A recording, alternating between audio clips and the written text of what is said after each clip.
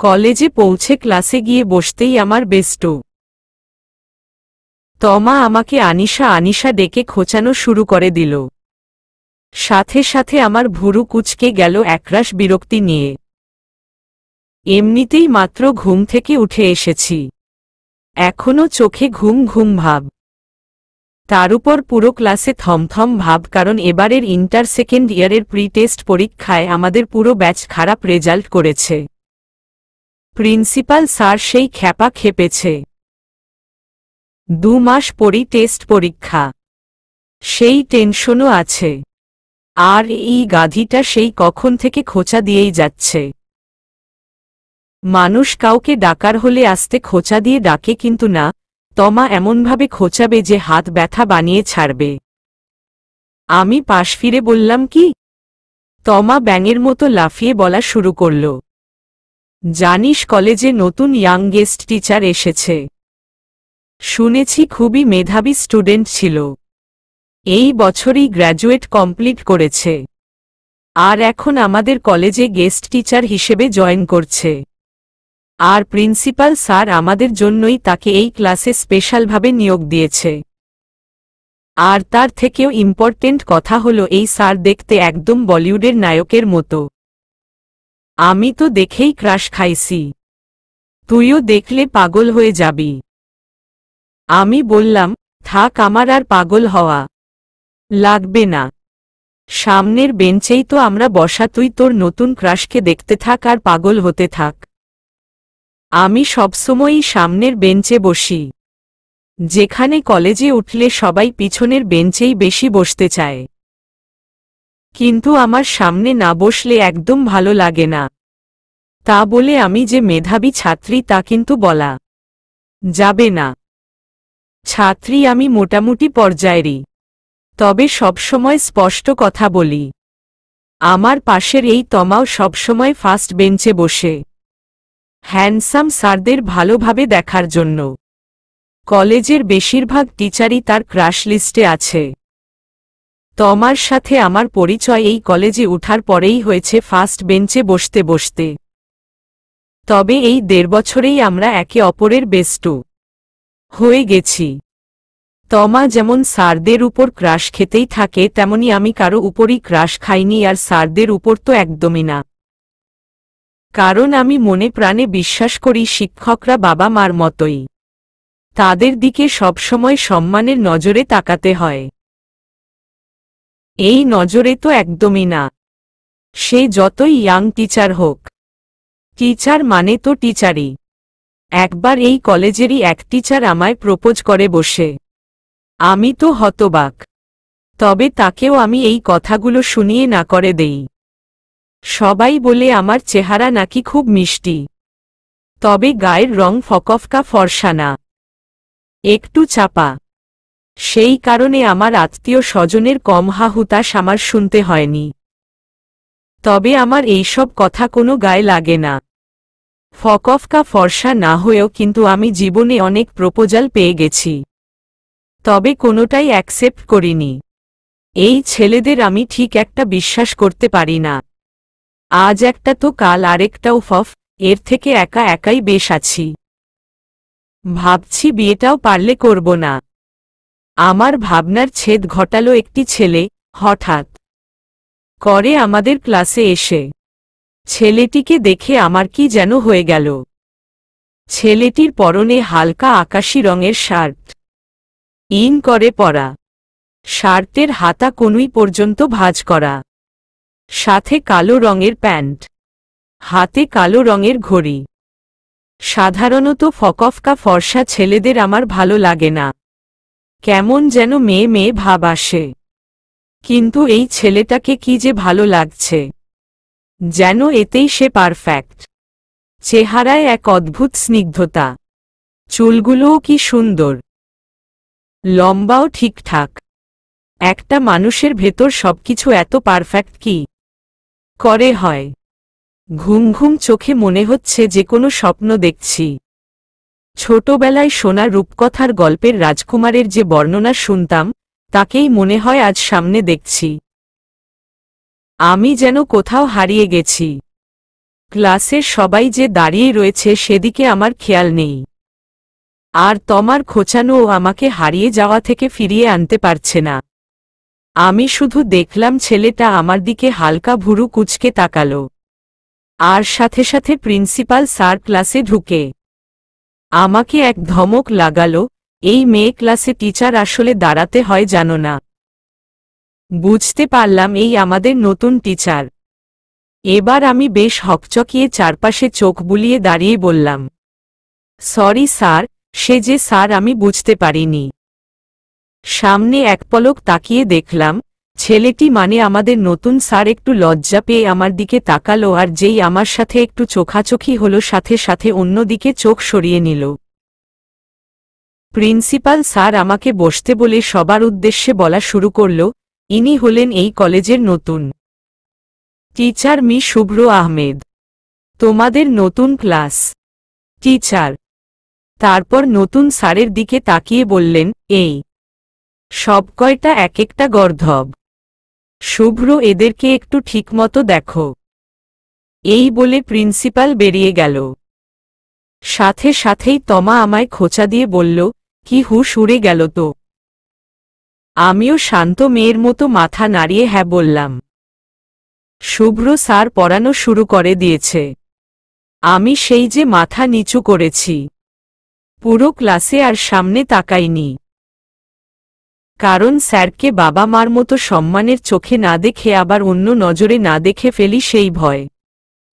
কারণ স্যার তো স্যারই। মনকে বারবার এই বোঝাচ্ছি। ক্লাস শেষের ঘণ্টা পড়লে স্যার যখন বেরিয়ে যাচ্ছিল তখন আরেকবার তাকালাম। পিছন থেকে দেখতেও কি সুন্দর লাগে তাকে। আচ্ছা, আমি কি তোমার মতো ক্রাশ খেয়েছি? ক্রাশ কথাটা আমার ভালো লাগে না, তাই আমি এর নাম দিল মুগ্ধতা। আর মনকে এটাও বোঝালাম যে সুন্দর কিছু দেখলে তো মানুষ মুগ্ধ হবেই। স্যার সুন্দর তাই আমি মুগ্ধ হয়েছি, ব্যাস, আর কিছু না। আর অন্য কোনো চিন্তা না। বাবা মার পরই শিক্ষকের অবস্থান। পাশ থেকে তমা আমায় খোঁচা দিয়ে বলল, এই আনিশা, স্যারের পেট দেখেছিস? কি সুন্দর মিশানো, একদমই ভুঁড়ি নেই, নিশ্চয়ই জিম করে। আমি আবারও ভুরু কুঁচকে বললাম, তুই কি স্যারদের পেটও খেয়াল করে দেখিস? তমা আবার লাফিয়ে বলল, আরে সামনে এত সুন্দর স্যার থাকলে দেখব না কেন? তোরও তো পছন্দ হয়েছে। আমি ওকে চুপ থাক বলে বাসায় চলে আসলাম। কিছু ভালো লাগছে না। মনকে ঠিকমতো বোঝাতে হবে। পরদিন ক্লাসে যেতে একটু লেট হয়ে গেল। গিয়ে দেখি শুভ্র স্যার অলরেডি ক্লাসে। আজ স্যার একটা হোয়াইট কালারের শার্ট ইন করে পরেছে। সেদিন মনে হচ্ছিল শার্টের আকাশি কালারটাতেই তাকে বেশি মানায়। আজও মনে হচ্ছে শার্টের এই রংটাই তার জন্য পারফেক্ট। আমি হালকা কাশি দিয়ে বললাম, স্যার আসব? স্যার হ্যাঁ বললে সামনের বেঞ্চ ক্রস করে পিছনের দিকে যাচ্ছিলাম। ঠিক করেছি আর সামনে বসব না। বুঝতে পারলাম তমা আমার দিকে হাঁ করে তাকিয়ে রয়েছে। কিন্তু একটু আগাতেই তমা ওর মাই কালা গলা দিয়ে আমায় ডেকে বলল, এই আনিশা এখানে বস, ওখানে কোথায় যাচ্ছিস? স্যারও আমার দিকে তাকিয়ে রয়েছে তাই আর উপায় না পেয়ে সামনেই বসলাম। হঠাৎ স্যার আমায় বলল, মিস আনিশা কাল কি পড়া ছিল? সাথে সাথে পুরো ক্লাসে হাসির বন্যা বয়ে গেল। তার কারণ হলো এই, আমার নাম আনিশা নয়, আমার নাম সুপ্তি। আনিশা বলে আমায় শুধু তমা ডাকে। কারণ আমার চেহারা দেখতে নাকি ওর কোনো হিন্দি সিরিয়ালের নায়িকার মতো লাগে। তাই সিরিয়ালের নায়িকার যে নাম আমায় ও তাই বলেই ডাকে। আর এই কথা ক্লাসের সবাই জানে। বেচারা স্যার নিশ্চয়ই কারো নাম না জানার কারণে একটু আগে তমার মুখে এই নাম শুনে আমায় ডেকেছিল। তমা স্যারকে হাসতে হাসতে বলল, স্যার ওর নাম তো সুপ্তি, আনিশা না। এটা একটা সিরিয়ালের নায়িকার নাম, ওকে শুধু আমি এই নামে আদর করে ডাকি। সামনে তাকিয়ে দেখলাম স্যার বেশ লজ্জা পেয়েছে। তা দেখে আমিও একটু মুচকি হাসি দিল ম। আজও আমি পুরো ক্লাসে বইয়ের দিকেই তাকিয়েছিলাম। আর স্যার যখন বেরিয়ে যাচ্ছিল তখন বেহায়া চোখ একদৃষ্টিতে তাকিয়েছিল। এখন অবস্থা এমন হয়ে গেছে যে ক্লাসের সব মেয়েরা হা করে স্যারের দিকে তাকিয়ে থাকে আর একমাত্র আমি কোনো দিকে নড়াচড়া না করে একদৃষ্টিতে বইয়ের দিকে তাকিয়ে থাকি।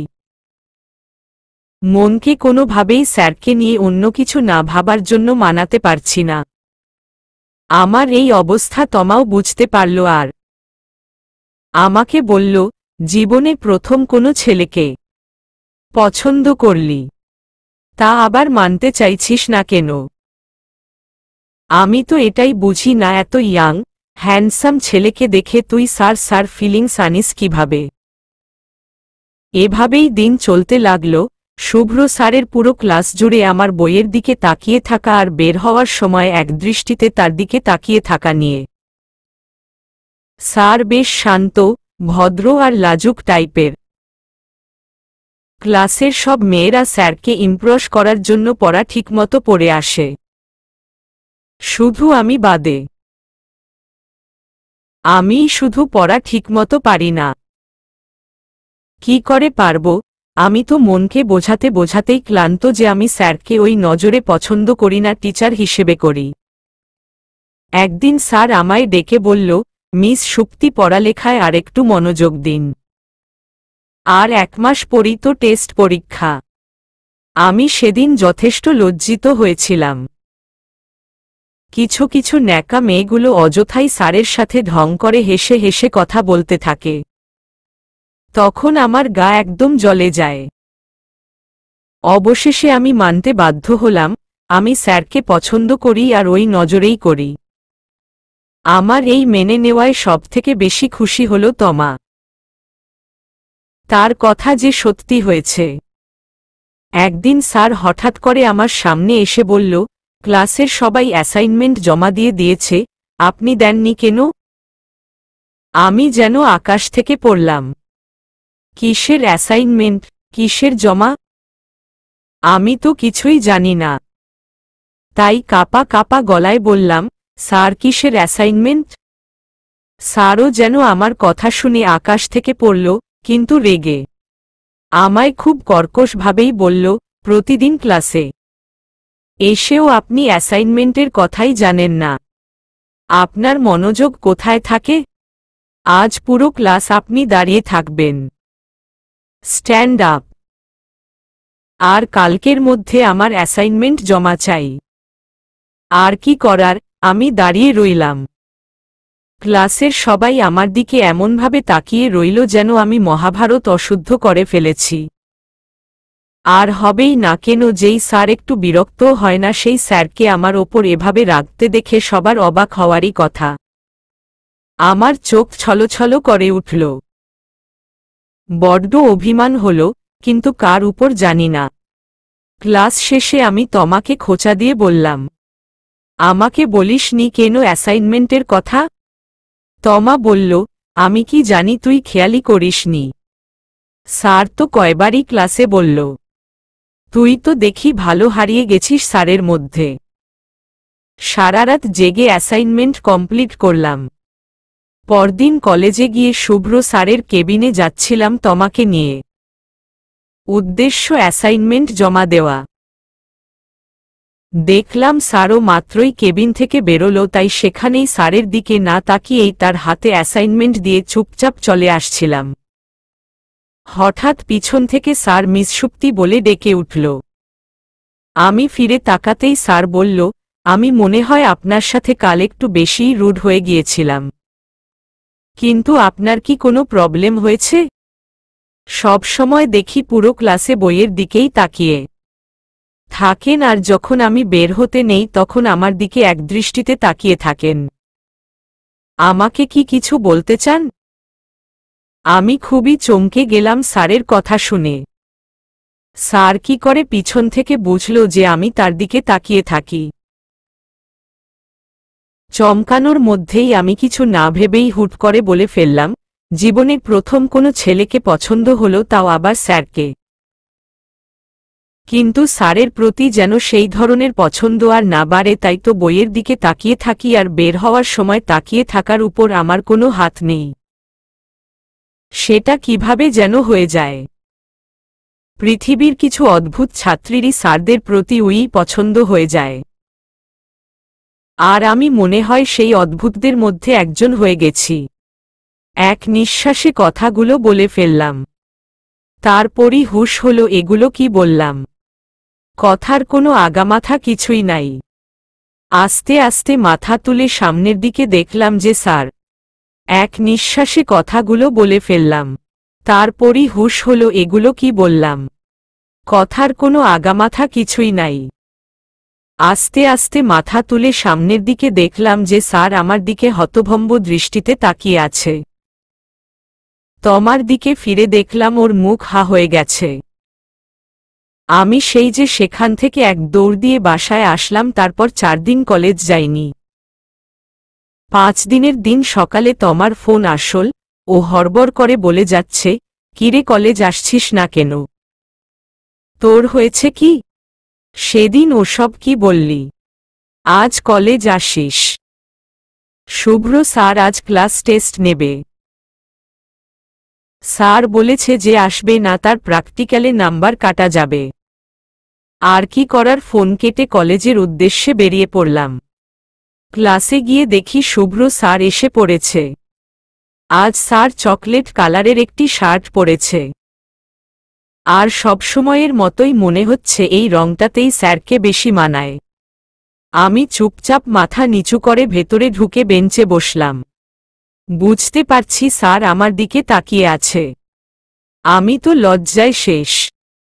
স্যারকে আর কিভাবে মুখ দেখাবো তাই ভাবছি। পরীক্ষা শুরু হয়ে গেছে। ক্লাস টেস্ট আর কি, খাতা থেকে 2টো পৃষ্ঠা ছিঁড়ে তাতে বোর্ডের প্রশ্নের উত্তর লিখা। মোটামুটি ভালোই পারলাম। স্যার বলল খাতা দেখে 3য় পিরিয়ডেই দিয়ে দিবে। তমা সেই কখন থেকে প্রশ্নের ঝুড়ি খুলে বসেছে। আমি কোনো কথার জবাব না দিয়ে চুপ করে বসে আছি। একটু পর স্যার এসে একে একে সবার খাতাই দিল, শুধু আমারটা বাদে। লজ্জায় আমি জিজ্ঞাসাও করতে পারলাম না। কলেজ শেষে বাসায় যাওয়ার জন্য তমাকে নিয়ে বের হতেই শুভ্র স্যার পেছনে থেকে সুক্তি শোনো বলে ডেকে উঠল। আমি বেশ অবাক হলাম, কারণ স্যার সব মেয়েদের নামের আগে মিস বলে ডাকে আর আপনি করে কথা বলে। এই প্রথম স্যার আমায় শুধু সুক্তি বলে ডাকল, তাও আবার তুমি করে। আমি পিছনে ফিরে তাকালাম। চেহারায় এখনো লাজুক ভাব স্পষ্ট। স্যার আমার হাতে পরীক্ষার খাতাটি এক ভাঁজ করে দিয়ে চলে গেল। আমি খাতার ভাঁজ খুলে দেখলাম যে ভেতরে লেখা, পৃথিবীর কিছু অদ্ভুত স্যারদেরও ছাত্রীর প্রতি পছন্দ হয়ে যায়। আর আমিও তাদের মধ্যে একজন। নিচে তার সিগনেচার দেওয়া। আমি হালকা লজ্জা মিশ্রিত অবাক দৃষ্টি নিয়ে স্যারের চলে যাওয়ার দিকে তাকালাম, আর সাথে সাথে স্যার হাঁটতে হাঁটতেই পিছনে ফিরে মাথা চুলকিয়ে একটি লাজুক হাসি দিয়ে আবার সামনে ফিরে গেল। তমা আমাকে কাঁধ দিয়ে হালকা ধাক্কা দিয়ে খেপানো শুরু করল। আর আমি আমার লাজে রাঙা চোখ লুকানোর জন্য হাতের খাতা দিয়ে মুখ ঢাকলাম। এখন আর আমি ক্লাসে শুধু বইয়ের দিকেই তাকিয়ে থাকি না, কিন্তু শুভ্র স্যারের বের হওয়ার সময় ঠিকই তাকাই। ভিন্ন শুধু এতটুকুই যে স্যারও একবার পিছনে তাকিয়ে তারপর যায়। এই ব্যাপারটা আপাত দৃষ্টিতে দেখলে কিছুই না, কিন্তু আমাদের ভেতর এতটুকুতেই যেন অনেক কিছু হয়ে যায়।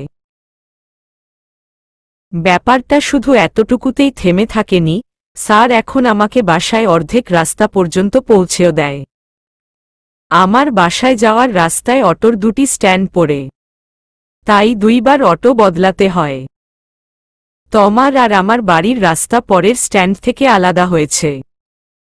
আগে 2টো অটো পাল্টিয়েই যেতাম, কিন্তু এখন অর্ধেক রাস্তা হেঁটে যাই স্যারের সাথে। সাথে তমাও থাকে। হাঁটতে হাঁটতে কিছুও কথাও হয়। স্যার তো আমার থেকেও বেশি লাজুক। আমি তো স্পষ্ট কথা বলে ফেলি যা পেটে থাকে। আমার সবথেকে বেশি ভালো লাগে, যখন স্যার আমার কিছু কথা শুনে মাথা চুলকিয়ে একটি লাজুক হাসি দেয়। আমি কিন্তু এখনো তাকে স্যার বলেই ডাকি আর আপনি করে। কিন্তু স্যার আমায় তুমি করে কথা বলে আর শুক্তির আগে মিসটা বাদ দিয়ে। স্যারকে দেখি সবসময় লোকাল বাসে করে কলেজে আসতে। সেদিন দেখলাম একটি ভিড়ে ঠাসা বাস থেকে নামছে, কাঁধে সবসময়ের মতো অফিস ব্যাগ, যার কালো বেল্টটা বুকের মাঝ বরাবর থাকে। তার গেটআপের সাথে খুব সুন্দর মানায়। ফর্সা মুখটা গরমে লাল হয়ে গিয়েছে, টপ টপ করে ঘাম পড়ছে মুখ থেকে। নিশ্চয়ই সারাটা রাস্তা দাঁড়িয়ে এসেছে। দেখে যে কি মায়া লাগল। আজ আমাদের ক্লাসের বিদায় অনুষ্ঠান। টেস্ট পরীক্ষা এই কয়দিন আগেই শেষ হয়েছে। ক্লাসের সব মেয়েরা ঠিক করেছে শাড়ি পরবে, তাই আমিও আজ সবুজ রঙের একটি শাড়ি পরে এসেছি, আর হাত ভরে চুড়ি।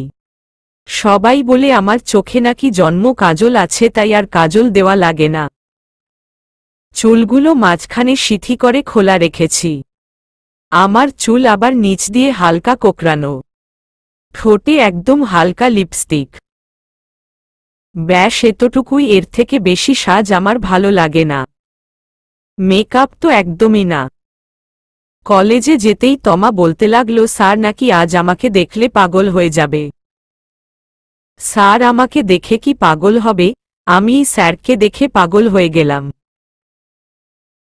শুভ্র স্যার আজ একটি আকাশী রঙের পাঞ্জাবি পরেছে, সাথে হোয়াইট কালারের জিন্স, হাতে একটি হোয়াইট কালারের ঘড়ি।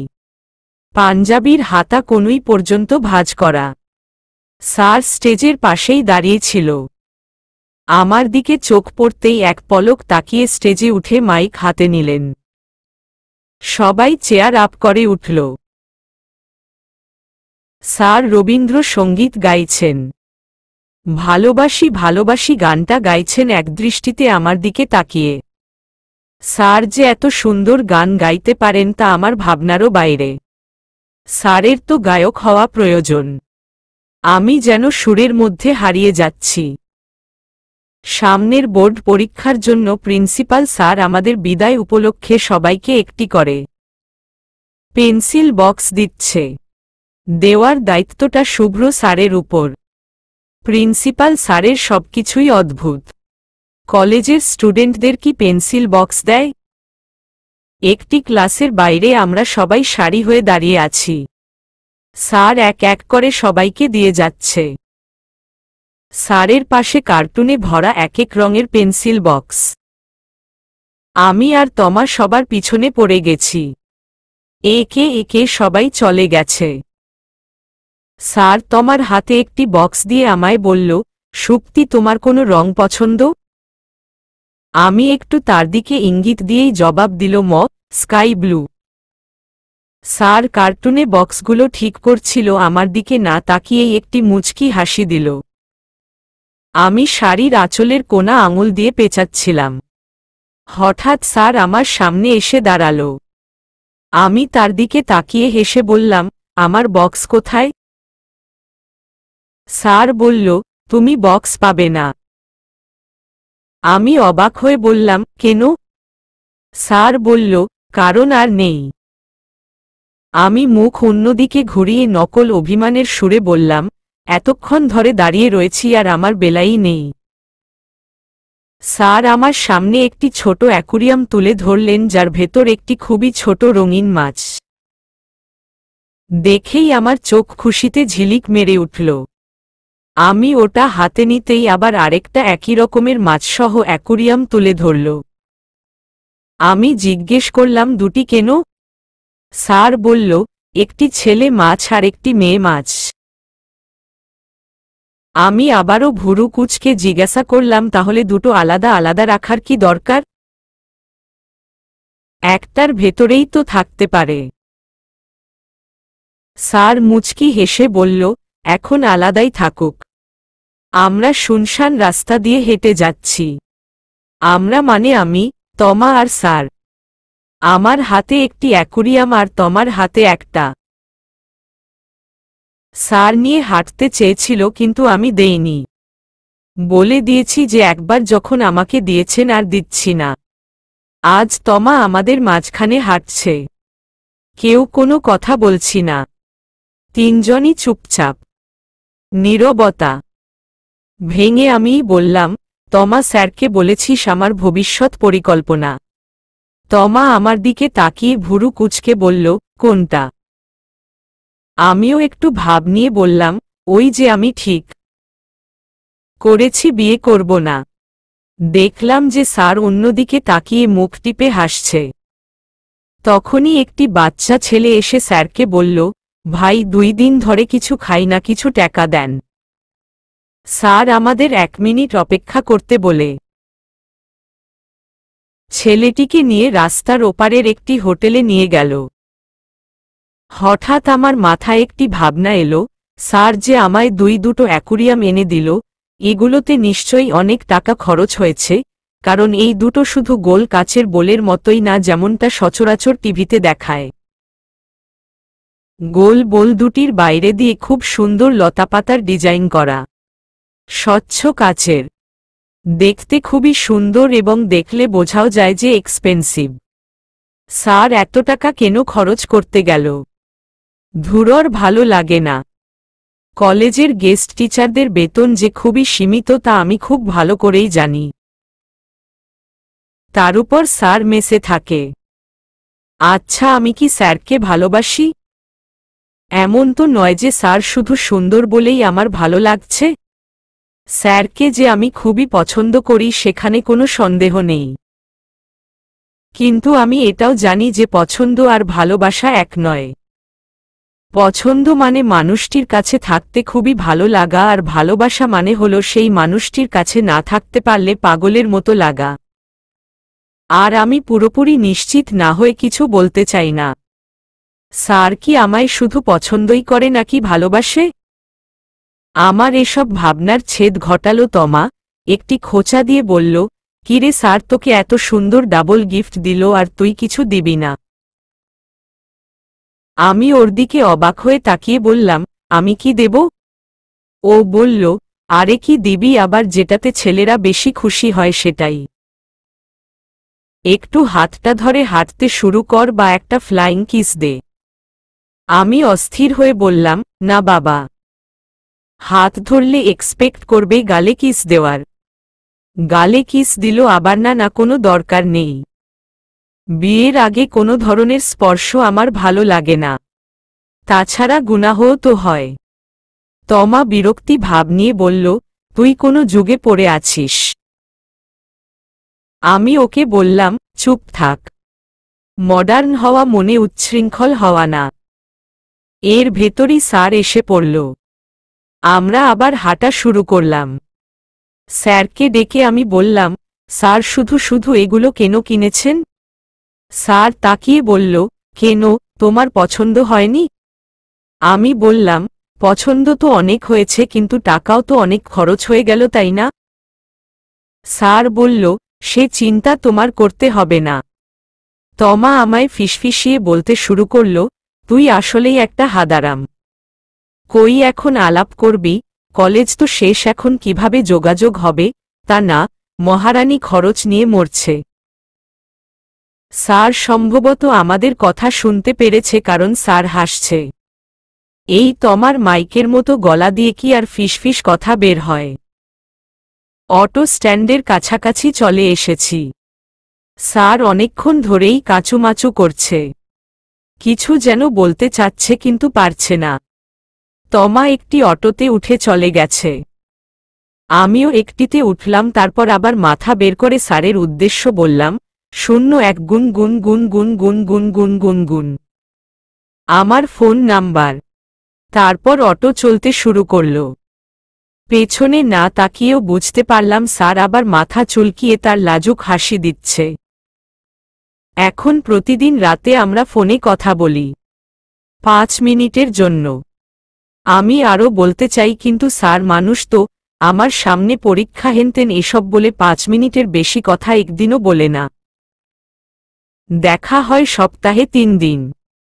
আমি আর তমা কলেজ থেকে খানিক দূরে আরেক স্যারের কাছে ইংলিশ প্রাইভেট পড়তে যাই। তখন আমাদের প্রাইভেট দুপুর ৩টা বাজে পড়া শেষ হয়। তো স্যার শুনে সেখানে আসা শুরু করল। আমি অনেকবার বারণ করেছি, কারণ কলেজ ছুটি হয় ২টা বাজে। কলেজের সব কাজ সেরে আসতে আসতে ২:৩০ বেজে যায়। এখন ৩০ মিনিটে স্যার নিশ্চয়ই গোসল খাওয়া দাওয়া সব করতে পারে না। তাই স্যারকে আমি বললাম, স্যার শুধু শুধু এত কষ্ট করে এখানে আসার কি দরকার? স্যার মুচকি হেসে জবাব দিল, কষ্ট যাতে না হয় তাই তো আসি। আমার সেন্স অব হিউমার বেশি ভালো না, তবে এই কথাটার মানে ঠিকই বুঝেছি। আমি আবার জিজ্ঞাসা করলাম, খাওয়া দাওয়া করেছেন? স্যার মাথা নাড়িয়ে না বলল। আমি চোখ দিয়ে ইশারা করে শাসন করলাম। স্যার আমাকে সরি বলে বলল, আচ্ছা চল, ওখানে একটা ভালো রেস্টুরেন্ট আছে, সেখানে যাই। কিন্তু আমি স্যারকে জোর করে একটি ফুচকার দোকানে নিয়ে গেলাম। জানি খালি পেটে ফুচকা খাওয়া ঠিক না, কিন্তু কি করার, ৩ জন মানুষ যদি ওমন রেস্টুরেন্টে যাই তবে স্যারের অনেক টাকা খরচ হয়ে যাবে। খেয়াল করলাম স্যার আমার দিকে একদৃষ্টিতে তাকিয়ে আছে। আমি স্যারের চোখের সামনে হাত নাড়িয়ে ইশারা করলাম, কি? স্যার মুচকি হেসে বলল, কিছু না। তারপর দিন স্যার আসল। খেয়াল করলাম স্যার আজ ফর্মাল শার্ট পরেনি। আজ স্যার ক্যাজুয়াল ড্রেস পরেছে। নেভি ব্লু কালারের জিন্স, হোয়াইট কালারের টি শার্টের উপর লাল কালো চেকের শার্ট পরেছে। শার্টের বোতাম সব খোলা, বাতাসে হালকা হালকা উড়ছে, আর সবসময়ের মতোই বেস্ট লাগছে। দেখলাম যে স্যার ঘেমে টেমে অস্থির, ঘাম টপটপ করে পড়ছে মুখ দিয়ে। আমি কিছু না ভেবেই আমার ওড়না দিয়ে স্যারের মুখ মুছে দিচ্ছিলাম। স্যার যখন আমার দিকে তাকালো আমি বেশ লজ্জা পেলাম। আমি স্যারকে একটি মাঠের মতো জায়গা দেখিয়ে বসতে বললাম। তারপর ব্যাগ থেকে একটি টিফিন বক্স বের করে তার সামনে দিল। স্যার চোখ দিয়ে ইশারা করল, কি? আমি বললাম, নুডলস। আমি বানিয়েছি আপনার জন্য। আমি শুধু নুডলসই বানাতে পারি। স্যার খাওয়া শুরু করল আর আমি তাকিয়ে রইলাম। মাঝে মাঝে আমাকেও খাইয়ে দিতে লাগল, আবার আমি তাকে। এভাবেই চলতে লাগল। আই লাভ ইউ টু না বলেও আমাদের ভেতর প্রেম প্রেম ভাবটা জমে গেল। আমি প্রতিদিন স্যারের জন্য নুডলস বানিয়ে নিতে লাগলাম। সাথে অনেক অনেক কথাও চলত। মাঝে মাঝে দুষ্টুমি করে মাঠ ভরে দৌড়াদৌড়িও করতাম। আর সাথে ৫ মিনিটের ফোন কল তো আছেই। ইদানিং খুব বেশি খুশি থাকি। মন যেন কোনো অজানা সুখের শিহরণে ভেসে যাচ্ছে। দেখতে দেখতে বোর্ড পরীক্ষাও খুব কাছে এসে পড়ল। লাইব্রেরির একটি বই আমার কাছে ছিল, তাই সেটা জমা দেওয়ার জন্য কলেজে গেলাম।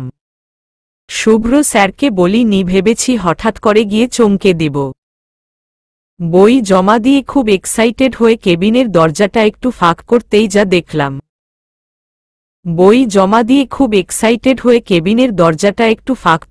যা দেখলাম। তাতে আমার পুরো শরীর যেন অবশ হয়ে গেল। দম বন্ধ হয়ে আসল। কারণ আমি দেখলাম একটি সুন্দরী মেয়ে স্যারের 2 হাত ধরে কিছু বলছে। তারপর স্যারও মেয়েটির হাতের উপর তার হাত রাখল, আর সাথে সাথেই মেয়েটি স্যারকে জড়িয়ে ধরল। এর থেকে বেশি দেখার শক্তি আমার ছিল না। মাথার ভেতরটা কেমন ফাঁকা ফাঁকা লাগছে। দরজাটা তাড়াতাড়ি বন্ধ করে একবার জোরে শ্বাস নিলাম। তারপর ওখান থেকে খুবই দ্রুত হাঁটতে লাগলাম। পিয়নের সাথে ধাক্কা লেগে তার হাতের কাগজের স্তূপটা পড়ে চারদিকে ছড়িয়ে যেতে লাগল। আমাকে হয়তো পিছন থেকে চেঁচিয়ে কিছু বলছে, কিন্তু আজ আমার কোনো দিকেই কোনো ভ্রুক্ষেপ নেই। আমার পৃথিবী যেন থমকে গেছে। সবকিছু যেন শব্দহীন হয়ে গেছে। আর এই শব্দহীন পৃথিবীতে ভেতর থেকে কিছু ভেঙে যাওয়ার বিকট আওয়াজ কানে আসছে। কোনো দিকে কোথাও না থেমে বাসায় পৌঁছে সোজা শাওয়ারের নিচে দাঁড়ালাম। সবগুলো পানির লাইন একসাথে ছেড়ে শরীরের সর্বশক্তি দিয়ে একটি জোরে চিৎকার দিল ম। চোখ দিয়ে অবিরাম অশ্রুর বন্যা বয়েই যাচ্ছে। আমি বুঝতে পেরেছি যে আমি স্যারকে ভালোবাসি। শুধু ভালোবাসি না, প্রচণ্ড ভালোবাসি। কি অদ্ভুত ভালোবাসার অনুভূতি অনুভব হলো, তো তাও আবার মন ভেঙে। সেদিন মোবাইল থেকে সিমটা বের করে দুটুকরো করে ফেললাম। যেই প্রাইভেটটা পড়তাম সেটা বাদ দিয়ে দিল ম। তোমার সাথেও কোনো যোগাযোগ রাখলাম না, যাতে শুভ্র স্যার তোমার থেকেও কিছু না জানতে পারে। তমা আমার বাসাও চিনে না। আচ্ছা, শুভ্র স্যার আমার সাথে এমন কেন করল? অবশ্য সে তো আমাকে কখনো বলেও নি যে সে আমাকে ভালোবাসে। তাহলে আমাদের ভেতর এতদিন যা হলো তা কি ছিল? আসলেই সব ছেলেরা একরকমই হয়। ভালোবাসায় এত কষ্ট কেন? যদি জানতাম ভালোবাসলে এত কষ্ট পেতে হয়, তাহলে কখনোই ভালোবাসতাম না।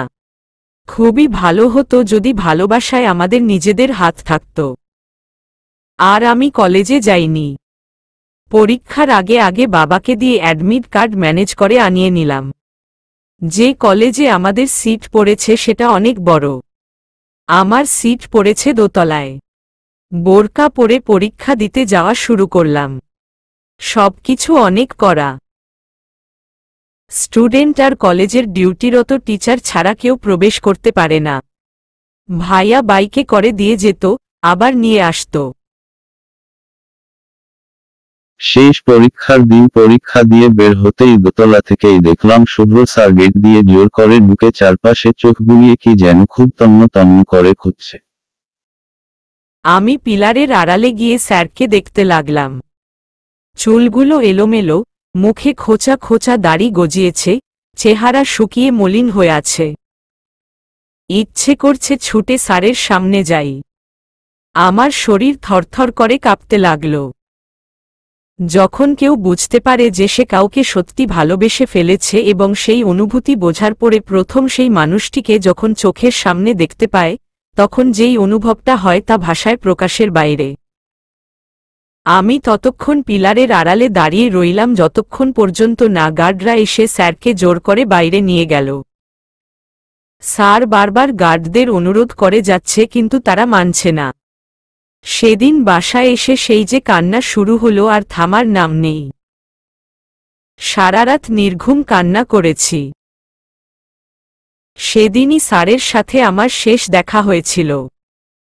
তারপর ধীরে ধীরে সময় বইতে লাগল। সেই বছরই বাবার বদলি হওয়াতে আমরা ফরিদপুর থেকে আমাদের হোমটাউন ঢাকায় এসে পড়লাম। আমি এখন ঢাকার একটি ভার্সিটিতে অনার্স দ্বিতীয় বর্ষে পড়ি। এই 2.5 বছরে অনেক কিছু হয়ে গেছে। বড় আপুর বিয়ের পর এই প্রথম একটি মেয়ে বাবু হয়েছে। বাবা রিটায়ার্ড করেছে। ভাইয়াও একটি চাকরি পেয়ে বিয়ে করে একটি দুষ্টু মিষ্টি ভাবি এনেছে। আর এখন আমি একটি বিশাল রুমের মাঝখানে ফুলে ফুলে সজ্জিত একটি বেডে বসে আছি, বধূ বেশে। অনার্স দ্বিতীয় বর্ষে উঠতে না উঠতেই মা আমার বিয়ের জন্য পাগল হয়ে গেল। এখন বিয়ে না দিল নাকি আর ভালো ছেলে পাওয়া যাবে না। আর তখনই এই সম্বন্ধটা আসলো। আর বাসার সবাই পাগল হয়ে গেল। শহরের বড় নামকরা বিজনেসম্যানের একমাত্র ছেলে। বাবার সাথে সেও এখন বিজনেসে যোগ দিয়েছে। তারপর আর কি যত প্রকার ইমোশনাল ব্ল্যাকমেইল আছে সব করে আমাকে রাজি করাল। আমি না করতে পারলাম না, কারণ বাবার শরীরও তখন খুব অসুস্থ হয়ে পড়েছিল। তাই ভাগ্যের উপর সব ছেড়ে দিয়ে ভেবে নিলাম জীবনে কোনো কিছুই তো আর মনমতো হলো না, তাই সেই লিস্টে না হয় আরেকটি নামও উঠল। আমি ছেলেকে এখনো দেখিনি। দেখার ইচ্ছেও ছিল না। বিয়ের 2 দিন আগে ভাবি আমায় এসে বলল, শুক্তি তোর বর তো দেখি হেব্বি হ্যান্ডসাম। আমরা তোর বিয়ের শপিং করতে গিয়েছিলাম, সেখানে এসেছিল। এত সুন্দর ছেলে আমি জীবনেও দেখিনি। আমার যদি এখন তোর ভাইয়ের সাথে বিয়ে না হতো আমি তোর বরের উপর ক্রাশ খেতাম। ভাবি সবসময়ই এমন মজা করে। কিন্তু ভাবির এই কথা শুনে আমার তমার কথা মনে পড়ে গিয়েছিল, আর সাথে শুভ্র স্যারের কথাও। যেদিন স্যার প্রথম আমাদের ক্লাসে আসল, অনেকক্ষণ ধরে বসে আছি, কিন্তু আমার মনে কোনো অপেক্ষা নেই তার আসার। তার নামটাও এখনো জানি না। হঠাৎ রুমে কারো প্রবেশ করার অনুভূতি হল। খটখট শব্দে বুঝতে পারলাম সে দরজার ছিটকানি লাগাচ্ছে। আমি আস্তে আস্তে মাথা তুলে তাকাতেই আমার মাথা ঘুরিয়ে উঠল।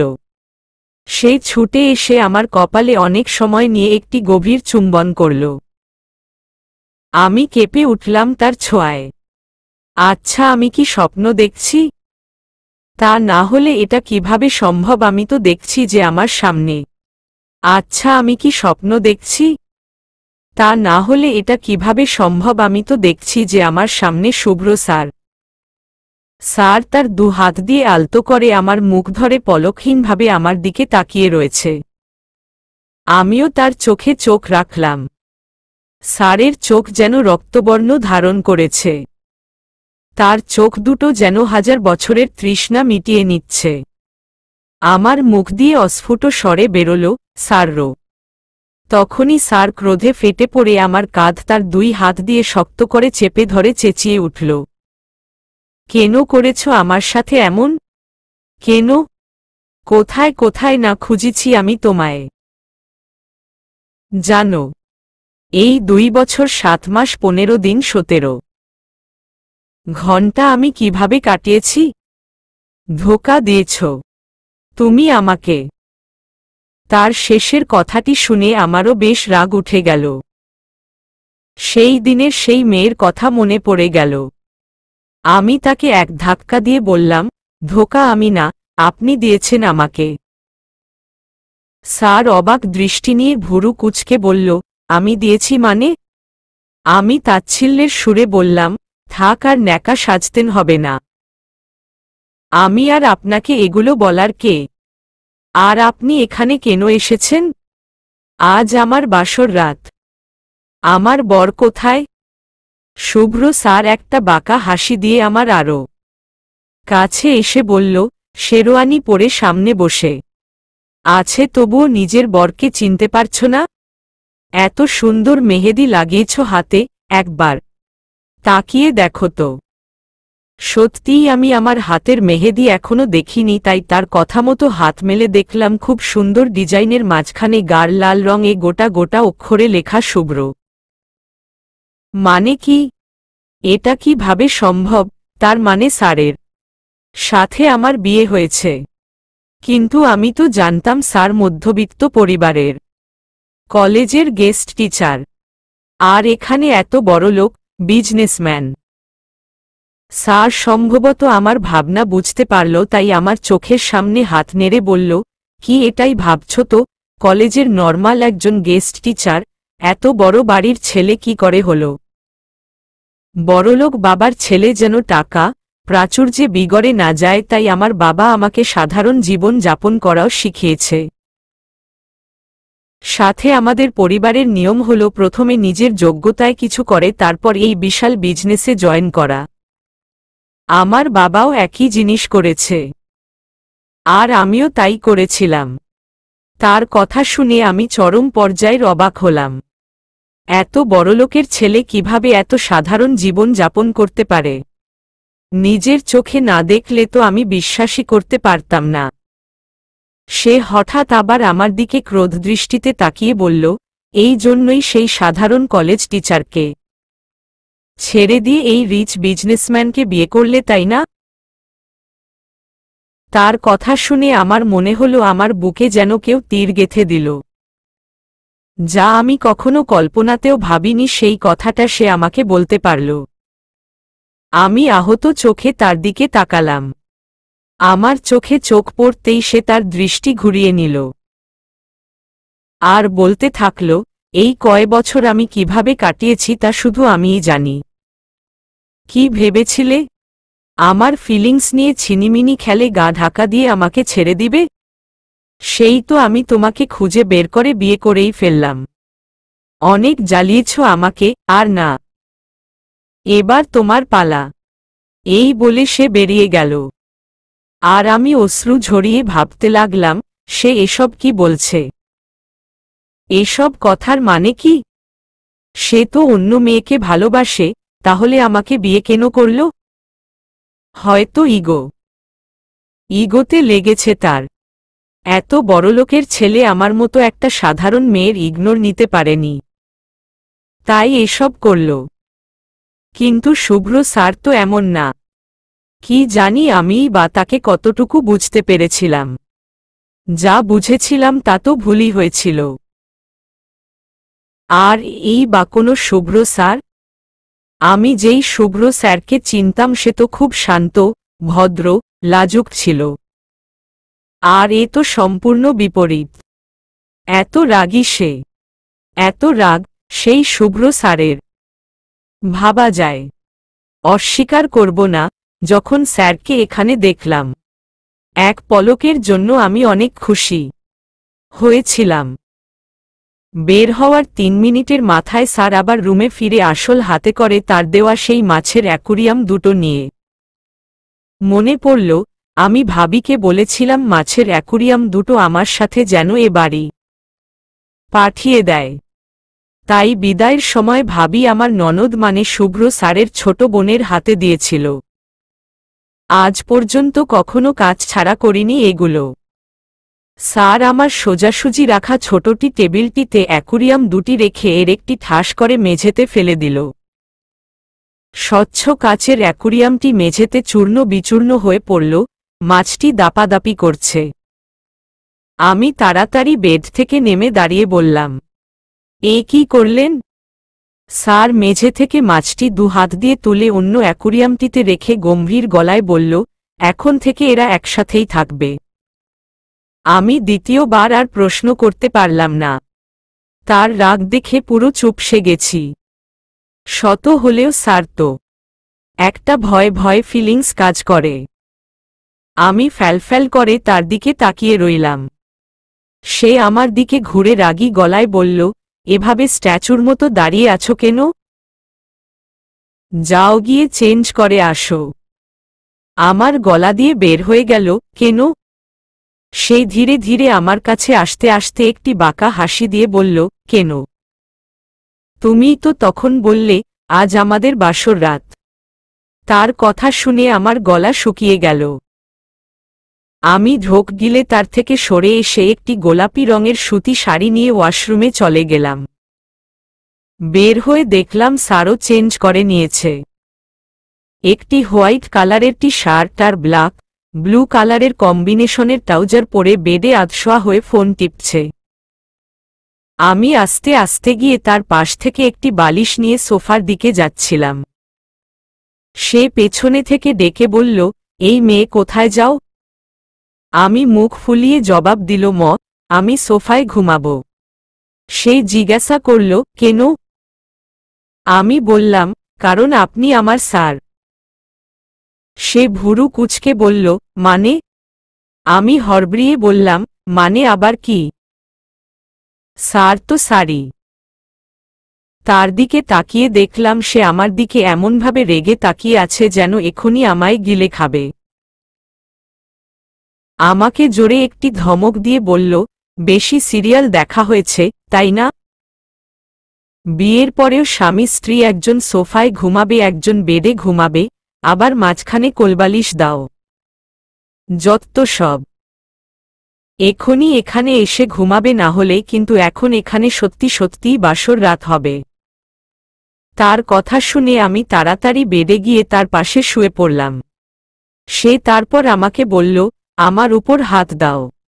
আমি হতভম্ব হয়ে তার দিকে তাকিয়ে রইলাম। এগুলো কি বলে?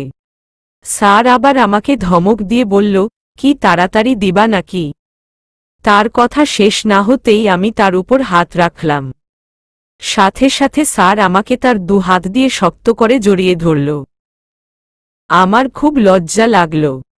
তখন মনে পড়ল সেই বিকেলের কথা। যেদিন আমি আর স্যার রাস্তা দিয়ে পাশাপাশি হাঁটছিলাম, হাঁটতে হাঁটতে হঠাৎ স্যারের হাতের সাথে আমার হাতের হালকা স্পর্শ লাগে। সাথে সাথে মনে হলো আমি যেন হাই ভোল্টেজের শক খেয়েছি। আমি লজ্জা পেয়ে হাত সরিয়ে দ্রুত হাঁটতে লাগলাম। হঠাৎ মনে হলো স্যার আমার সাথে নেই। আমি পিছনে ফিরে দেখলাম সে সেখানেই দাঁড়িয়ে বুকে হাত দিয়ে চোখ বন্ধ করে রেখেছে, মুখে হালকা লাজুক হাসি। বুঝতে পারলাম স্যার আমার থেকেও বেশি লজ্জা পেয়েছে, সাথে শকও। আর এখন কিভাবে জড়িয়ে ধরে রেখেছে, আর সে কিনা সেই লাজুক শুভ্র শাড়ি। এমনভাবে জড়িয়ে ধরে রেখেছে যেন ছাড়লেই আমি হারিয়ে যাব। এত কাছাকাছি এই প্রথমবার। আমি তো লজ্জায় মরে যাচ্ছি। আর সে কি সুন্দর ঘুমিয়ে পড়েছে, মুখে প্রশান্তির ছাপ। তার হৃদস্পন্দন আমি স্পষ্ট শুনতে পাচ্ছি। কি ভালো লাগছে শুনতে। কিন্তু সেখানে তো আর আমার নাম নেই। সে তো আর আমাকে ভালোবাসে না। মাঝরাতে টের পেলাম শুভ্র স্যার আমার কাঁধ ঝাঁকিয়ে আমায় ডাকছে। আমি চোখ মেলে তাকাতেই মাঝরাতে টের পেলাম শুভ্র স্যার আমার কাঁধ ঝাঁকিয়ে আমায় ডাকছে। আমি চোখ মেলে তাকাতেই সে বলল, সুপ্তি তাড়াতাড়ি উঠো, নামাজ পড়। আমি ঘুম ঘুম চোখে বললাম, এই মাঝরাতে নামাজ পড়ব কেন? সে বলল, এখন মাঝরাত। ভালো করে তাকিয়ে দেখেন ম্যাডাম, সকাল হয়ে গেছে। আমি ব্যালকনির দিকে তাকিয়ে দেখলাম সত্যিই আধার কেটে আলো ফোটা শুরু করেছে। তাই আলসেমি ভেঙে ফ্রেশ হয়ে অজু করে এসে দেখলাম স্যার আমার জন্য আগের থেকেই তার পাশাপাশি জায়নামাজ বিছিয়ে রেখেছে। আমি গিয়ে দাঁড়াতেই স্যারও নামাজ পড়া শুরু করল। আমি নামাজ শেষে মোনাজাত দিয়ে স্যারের দিকে তাকিয়ে দেখলাম স্যারের এখনও নামাজ শেষ হয়নি। সে আরও 2 রাকাত শোকরানা নামাজ আদায় করছে। এই সময় হঠাৎ শোকরানা নামাজ পড়ছে কেন বুঝতে পারলাম না। স্যার দীর্ঘ সময় নিয়ে মোনাজাত করল। আমি স্যারের দিকে অপলক দৃষ্টিতে তাকিয়ে রইলাম। কি সুন্দর লাগছে দেখতে। স্যার মনে হয় আগের থেকে আরও বেশি সুন্দর হয়ে গেছে। স্যার মোনাজাত শেষে আমার দিকে ফিরে বলল, কি দেখছ? আমি তাড়াতাড়ি মাথা নাড়িয়ে বললাম, কিছু না। এরপর স্যার তার জামা কাপড় নিয়ে বাথরুমে চলে গেল। মনে হয় গোসল করছে। আর আমি ঘুরে ঘুরে রুমটা দেখছিলাম। রুমটা বিশাল বড় আর খুব সুন্দর করে সাজানো গোছানো। বিছানাটা শুধু এলোমেলো হয়ে রয়েছে, তাই আমি তাড়াতাড়ি করে বিছানা গুছিয়ে নিলাম। একটু পরই স্যার বাথরুম থেকে একটি অ্যাশ কালারের গেঞ্জি আর ব্ল্যাক ট্রাউজার পরে টাওয়েল দিয়ে মাথা মুছতে মুছতে বেরোল। আমার কাছে এসে আমার হাত ধরে এক টান দিয়ে বাথরুমে নিয়ে গেল। আমি অবাক হয়ে বললাম, স্যার আমাকে এখানে নিয়ে এসেছেন কেন? সে আমাকে বলল, গোসল করতে। গোসলের প্রতি আমার সবসময়ই একটা আলসেমি কাজ করে। 11টা থেকে শুরু হয় মার চেঁচামেচি আমাকে গোসল করতে পাঠানোর জন্য। আলসেমি করতে করতে দুপুর 1টা বাজলে তারপর ঢুকি বাথরুমে। আর শীতকালে তো 2-1 দিন বাদও পড়ে যায়। আর সে এখন বলে কিনা এই সকাল সকাল শীতের মধ্যে আমাকে গোসল করতে। আমি চরম বিরক্তি নিয়ে বললাম, এত তাড়াতাড়ি কে গোসল করবে? স্যার তার দুহাত আমার দুপাশে দেয়ালে রেখে মাথা ঝাঁকিয়ে চুলের পানি আমার মুখে ছিটিয়ে মুচকি হেসে বলল, এখন থেকে সকালেই গোসল করবে। আমি মুখ ফুলিয়ে বললাম, ইস বললেই হলো। আমি করব না। সে এবার তার গলায় পেঁচানো টাওয়েল দিয়ে আমার মুখের পানি মুছতে মুছতে বলল, চুপচাপ করবে নাকি আমি করিয়ে দেব? তার কথা শুনে আমি চোখ মুখ কুঁচকে বললাম, ছি, আপনি তো ভালো বেশরম হয়ে গেছেন। আগে তো এমন ছিলেন না। সে একটি বাঁকা হাসি দিয়ে বলল, বেশরমের কি হলো? আমি কি অন্য কাউকে বলছি নাকি? আমার বউকে বলছি। কারণ বউ তো বউই। বলেই একটা চোখ টিপ মারল। তারপর আবার চোখে চোখে রেখে বলল, আর আমি যা হয়েছি, যেমন হয়েছি সব তোমার জন্য। সো এখন ভুগতে থাকো। এই বলে সে শাওয়ার অন করে চলে গেল। আর আমি শীতে কাঁপতে কাঁপতে হাত পা ছুঁড়ে বিরক্তি প্রকাশ করলাম। গোসল শেষে বের হয়ে দেখলাম স্যার রুমে নেই। তাই তাড়াতাড়ি আমি শাড়ি পরতে লাগলাম। তখনই রুমে স্যারের ছোট বোন সামিয়া আসল। মাত্র শাড়ি পরাটা শেষ হয়েছে, এখনো চুলটাও ঠিক করিনি। সামিয়া এসেই আমার মুখ ধরে বলল, বাহ ভাবি, তোমাকে তো এই শাড়িটায় খুব সুন্দর লাগছে। তখনই শুভ্র স্যার রুমে আসল ফোন টিপতে টিপতে। সামিয়ার কথা শুনে সে আমার দিকে এক পলক তাকিয়ে সোফায় বসে আবারও ফোন টিপা শুরু করল আর চোখে আমায় দেখতে লাগল। নিচ থেকে আমার শাশুড়ি মা সামিয়াকে ডেকে উঠলে সামিয়া যেতে যেতে বলল, ভাবি তাড়াতাড়ি রেডি হয়ে নিচে এসো কিন্তু। সামিয়া চলে গেলে আমি চুল আঁচড়াতে লাগলাম। হঠাৎ আয়নার দিকে খেয়াল করলাম স্যার আমার দিকে তাকিয়ে আছে। আমি সাথে সাথে পিছনে ফিরতেই সে আবারও ফোনের দিকে নজর দিল। আবারও একটু পর আয়নায় দেখলাম সে তাকিয়ে রয়েছে, এবং আমি পিছনে ফিরতেই সে নজর ঘুরিয়ে নিল। তখনই আমার মনে পড়ল সে একটু আগে বাথরুমে যে বলল আমার বউ। তার মুখে বউ কথাটা শুনে কেমন যেন লেগেছিল। ভেবেই আমি একটু লজ্জা পেলাম। আমি রেডি হয়ে গেলাম। সবার সাথে বসে নাস্তা খেলাম। আমার শাশুড়ি মা আমাকে বলল, কোনো কিছুর প্রয়োজন হলে যেন আমি তাকে জানাই। আজ থেকে তার এক মেয়ে না দুই মেয়ে। কথাটা শুনে আমার বেশ ভালো লাগল। আমার শ্বশুর, শাশুড়ি আর ননদ সবাই বেশ ভালো আর মিশুক। আমার ননদের সাথে আমার কিছুক্ষণের মধ্যেই ভালো বন্ধুত্ব হয়ে গেল। সামিয়া আমার এক ক্লাস নিচে পড়ে। ও আমাকে পুরো বাড়ি ঘুরিয়ে ঘুরিয়ে দেখাতে লাগল আর বলতে লাগল, জানো ভাবি, ভাইয়াকে মা আরও 1.5 বছর আগে থেকে বিয়ের জন্য রাজি করানোর চেষ্টা করছে। কিন্তু ভাইয়া বিয়ের কথা শুনলেই ফায়ার। একটা মেয়েও দেখাতে নিয়ে যেতে পারেনি। মা কতজনের কাছে দুঃখ প্রকাশ করে বলেছে যে ভাইয়াকে বোধ হয় আর বিয়ে করাতে পারবে না। কিন্তু একদিন হঠাৎ ভাইয়া রাত 12টা বাজে এসে বাবা মাকে ডেকে তোমার কথা বলল। আর বলল কালকেই যেন তোমাকে দেখতে যায় আর পাকা কথা বলে। বাবা মা তো হাতে আকাশে চাঁদ পাওয়ার মতো খুশি হয়েছে। তাই তাড়াতাড়ি করে 2 দিনের ভেতরেই তোমাকে নিয়ে আসল। আর কয়দিন সময় পেলেই তো আরো বড় ধুমধাম করে তোমাদের বিয়ের আয়োজন করতে পারত। এই ভাইয়াও টাও না, কারো কথা শুনে না, এত রাগী হয়ে গেছে। আগে একদমই এমন ছিল না। সামিয়ার কথা শুনে নিজেকে অপরাধী লাগছিল। কিন্তু আমি তো স্যারকে ঠিক বুঝতেই পারছি না। আর সেদিনের ওই মেয়েটা, শুধু শুধু কিছু না থাকলে তো আরেকটি মেয়ে একটি ছেলেকে জড়িয়ে ধরতে পারে না।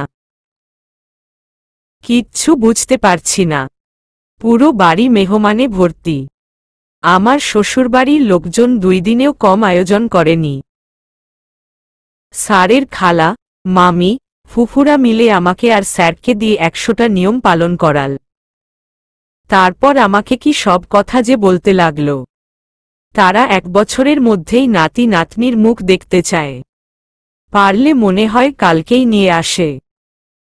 আর স্যারের খালাতো ভাবিদের মজা, টিটকারি তো আছেই। বৌভাতের অনুষ্ঠান শেষে আমাকে আর স্যারকে আমাদের বাড়ি নিয়ে যাওয়া হলো। বাড়িতে সবাই স্যারকে নিয়েই ব্যস্ত। কি খাওয়াবে না খাওয়াবে তা নিয়ে আমার কথা তো কারো মনেও নেই।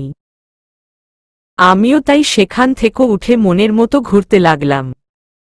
একটু পর ভাবি এসে আমার হাত টান দিয়ে বলল, এই গাধি জামাই তোর রুমে বসে আছে কখন থেকে আর তুই এখানে কি করছিস? বিয়ে হয়ে গেছে এখনো কি সব আমি শিখিয়ে দেব? বলেই আমাকে টানতে টানতে রুমে নিয়ে গেল। তারপর দাঁত কেলিয়ে হাসতে হাসতে বলল, সুপ্তি রান্নাঘরেই ছিল, তোমাকে কি খাওয়াতে হবে না খাওয়াতে হবে আমাদের বলছিল। আমি তো হা করে তাকিয়ে রইলাম। কি মিথ্যা কথা। তারপর আবার বলতে থাকল, তোমাদের বাচ্চা কাচ্চার কি প্ল্যানিং শুনি। আমার চোখ তো ছানাবাড়া হয়ে গেছে। স্যারের সামনে কি সব বলছে। ওই বাড়িতে তবুও আমি একা শুনেছি, আর এখন তো দেখি সরাসরিই সব বলে দিচ্ছে। আমি চোখ দিয়ে ইশারা করে ফিসফিসিয়ে বললাম, ভাবি চুপ থাকো। ভাবি জোরেই বলে উঠল, তুই চুপ থাক। তারপর আবার স্যারের উদ্দেশ্যে বলতে থাকল, সুপ্তির বাচ্চা স্বভাব এখনো যায়নি, বেশি তিরিং বিরিং করে। শুভ্র তুমি আবার মন খারাপ করো না, নিজের মতো বুঝিয়ে শুনিয়ে নিও। হায় আল্লাহ, এই ভাবিকে তো আর থামানো যাবে না। স্যার মানুষের সামনে কি আর এসব শোনা যায়। আমি তো কাচু মাচু করতে করতেই শেষ, আর স্যার চুপচাপ বসে রয়েছে। আমি ভাবিকে থামানোর জন্য বললাম, ভাবি পোড়া পোড়া গন্ধ আসছে, কি যেন পুড়ে যাচ্ছে, তাড়াতাড়ি যাও।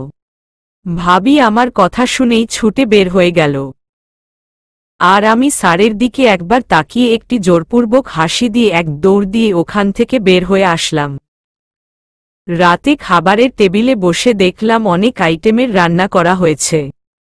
খাবার মুখে দিয়েই দেখি ঝাল কম। আমি প্রচুর ঝাল খাই। ঝাল ছাড়া রান্না আমি মুখেও দিতে পারি না। এর জন্য আমার গ্যাস্ট্রিকের সমস্যাও আছে প্রচুর। কিন্তু ঝাল খাওয়া থেকে আমাকে আটকায় কে? মাকে আমি বললাম, মা রান্নায় ঝাল কম দিয়েছ কেন? বলেই সালাদের বাটি থেকে দুটি কাঁচা মরিচ উঠিয়ে নিলাম।